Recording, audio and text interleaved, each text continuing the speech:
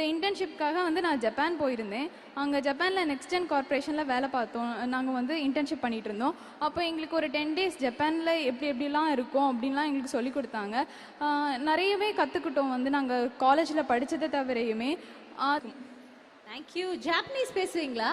ஆமாம், நான் வந்து ஃபெப்ரவரியில் வந்து ஜாப்பனீஸ் படிச்சுட்டு இருக்கேன். இந்த டிசம்பரில் வந்து நான் பண்ணிட்டேன்னா இன்டர்மீடியட் ஜாப்பனீஸ் வந்து கம்ப்ளீட் பண்ணிடுவேன். வாவ்.